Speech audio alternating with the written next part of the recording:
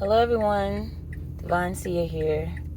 So today I woke up this morning with Yolanda Adams on my mind. The battle is not yours, it's the Lord.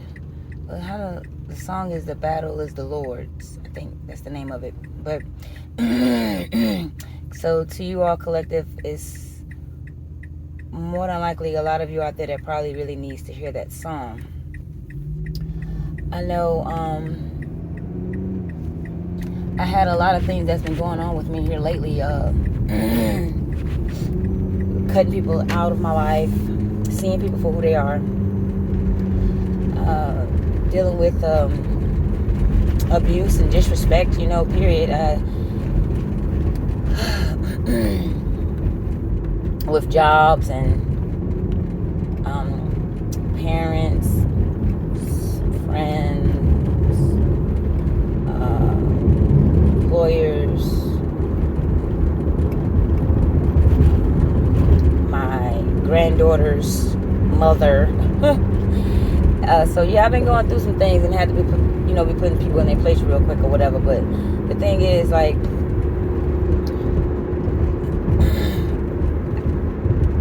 I've been, seeing people for who they are here lately. I mean, I've been doing that, but now it's just, like I said, it's coming quicker. Boom, boom, boom. And I'm like, okay, I see I gotta, cut you off. Like I said before in my other videos, I'm to the point to where I don't have to, you don't have to keep showing me things or keep saying a little bit of things and then me piecing things together and like, oh no, I got to go. No, I'm already seeing it for what it is, like boom, real quick. And then I just go ahead and just make my moves I need to make, because I'm not going to continue to have people in my energy that doesn't belong in my energy. Like, I just had to. One of my patients, she's an elderly lady. She's about like 86 years old. And that was confirmation in my water bottle. But she's like 86 years old, and she's had a stroke. She's had knee replacement, and during her knee replacement, like maybe a couple days after the fact, she ended up having a stroke, and her whole right side is paralyzed, and she can't even really talk anymore. Her speech is bill, visa. She's talking, she's saying what she can say in her mind. She knows what she wants to say to us, but when it comes out, it's bill, visas, things like that and such. And I understand that when she's in pain. Also too, she ended up having like a gallstone, so they had to remove her gallbladder. But doing all of this, she's being in pain and everything, and I get it. When you're hurting, you get aggravated and you want to snap out on people, sometime, or whatever the case may be. But at the end of the day, it's about respect and love that you have for each other. So my thing is, regardless of how mad you are, how much pain you are in, and it causes you to get angry, you still have a choice. You still have a choice of how you're going to treat the people that you're around. Because, I've had a brother one time that, he had a terrible accident a long time ago. And his leg was hanging up in the air with some weights, And we ended up bumping the bed. And when we bumped the bed, the weights moved, so it shifted his leg. And he yelled and screamed at us, get away from the bed and all this and all that or whatever. And my nephew, my poor little nephew at the time, he's a grown man now, got kids of his own. But anyway, he was afraid to go back into the room. So my thing is, like I said, I understand people that be in pain when certain things go on in their life. I get that. I've been there too, I've had ACL reconstruction. I've had 3 cesareans. I've had a hysterectomy. I've been through some things. I know pain. I've had tendonitis in my left shoulder. So like I said, I get it. But it's still a choice of how you talk to a person when you're in that pain. You see what I'm saying? So you don't have to be disrespectful to anyone, and for instance, in my brother's situation, when the bumping occurred, he could have felt that shit, breathe through it, and then he could have said, all right, y'all, back away from the bed a little bit, something like that. That's how you change up that shit. That's how you change up that energy. You don't have to get down mad and angry of all of, be all, cursing somebody out or whatever the case may be. And in her situation, she's hurting, she's mad, she's getting aggravated, attitude coming up, I've actually kind of put up with it long enough, because the thing is, at first I was looking at it like she's hurting, and I get that. I get it. So she get this medicine in her, she's gonna be okay. But at the end of the day, I started really paying attention to her ways. Like, these are choices that you're making to be kind of disrespectful, because in her mind, like I said, she can't really she do, but we can't really understand it. So when she's saying things, I'm feeling the aggression behind it, her energy, because energy don't lie. A person's energy do not lie. Once you see it, once you feel it, that's just what it is. So her thing is when I'm trying to calm her down, I'm trying to tell her to breathe through it. It's going to be okay. They're going to come bring you some medicine. They already gave you your medicine. It's going to kick in. It takes time. Just try to breathe through it. Just as calm as I can to talk to her, to try to calm her down or whatever the case is. Then it's more of, waves you off and this and that. Okay, well, do you need any water? Do you want this? To still try to calm her and make her as comfortable as I can. And it's no. Just funkiness. So at this point, I just reached my breaking point, and I'm like, no, I'm good. Money ain't everything, no matter how much I'm getting paid. I love my job. Like I said, I love all my jobs, that I have been in. I do it to the best of my ability. What I can't control is how other people treat me. But what I can control is how I'm going to allow you to treat me. You see what I'm saying? So, yeah, I had to put my foot down with that little situation, and I walked out on her Tuesday night. I called my job, let them know, gonna have to come on and send me a replacement, because this right here is not gonna work no more for me.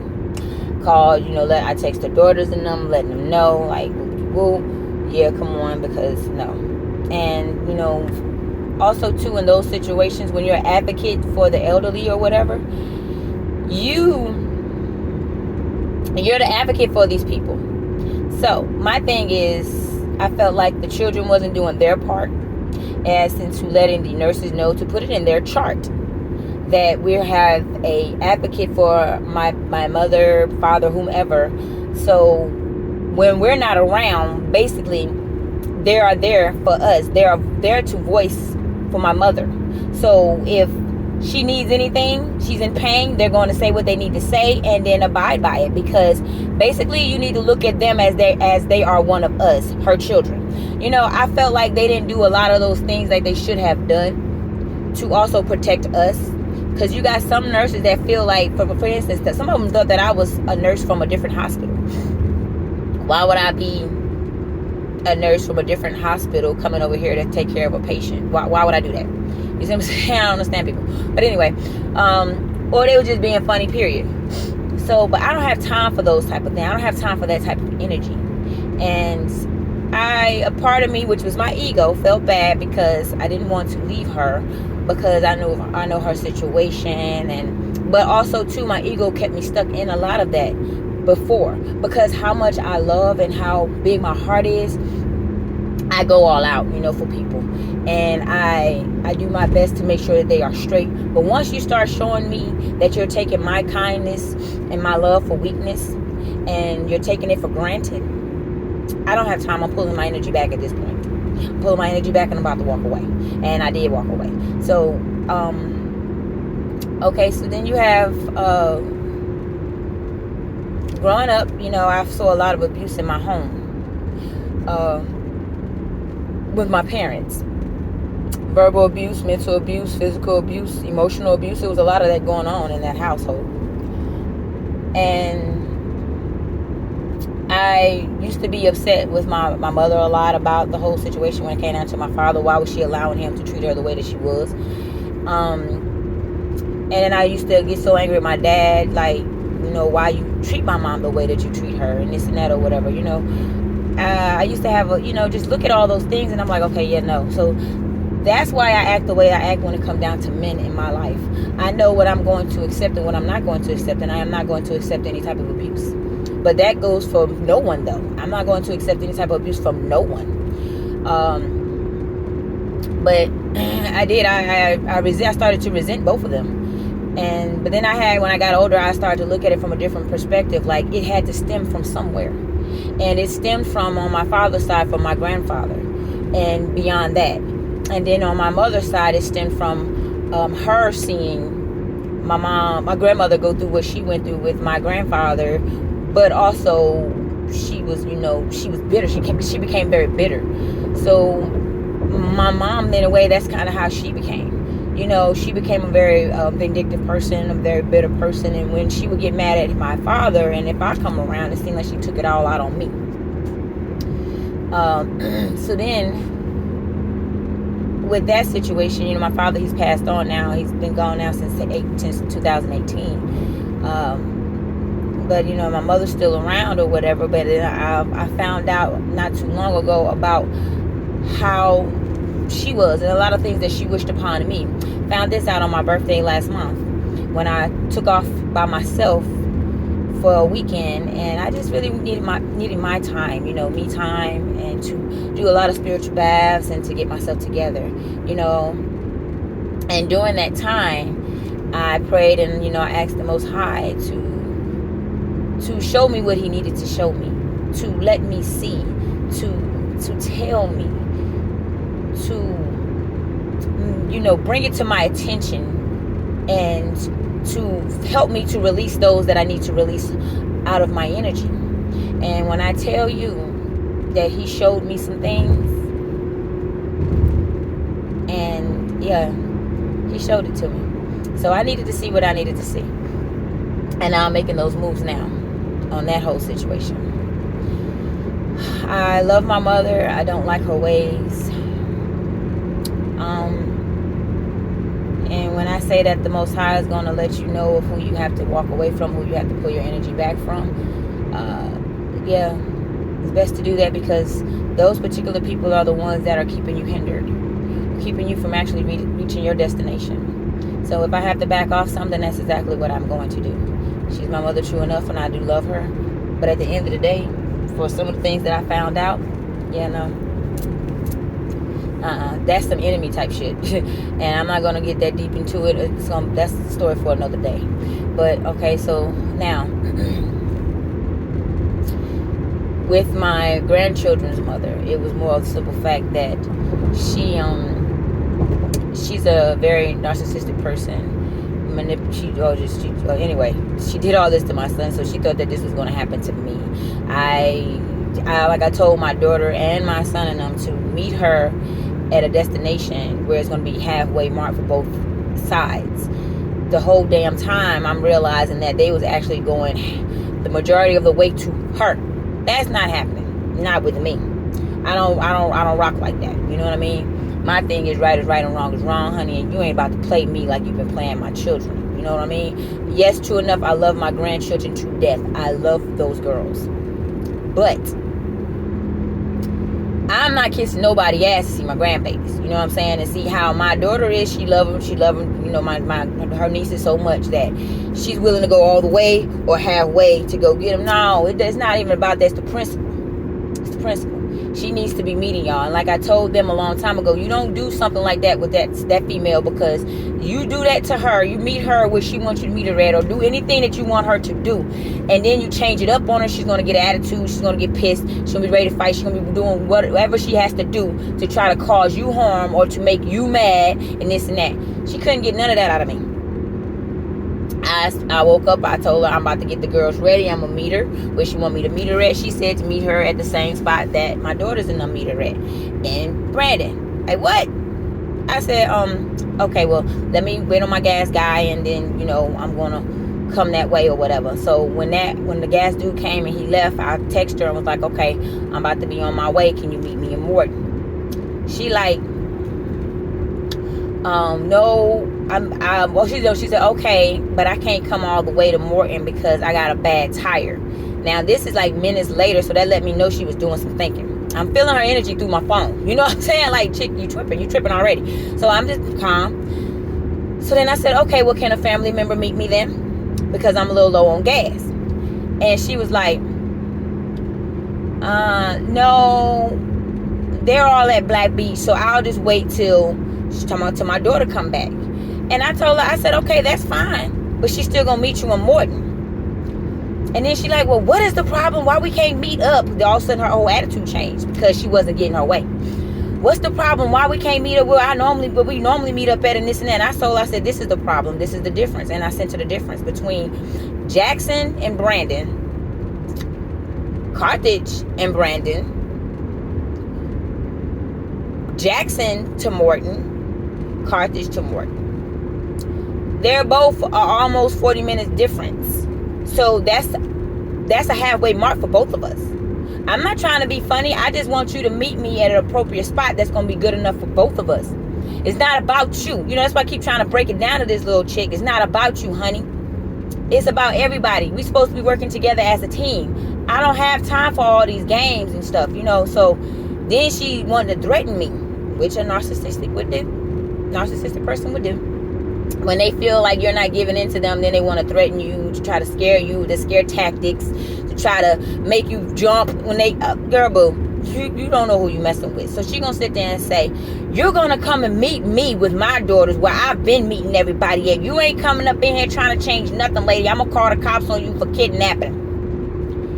I told her, I said, that's cool. Go ahead and do you. And when you talk to them, make sure you give them my number. Because my thing is, you're refusing to meet me to get your children. So, isn't that abandonment? So, honey, don't come at me like that.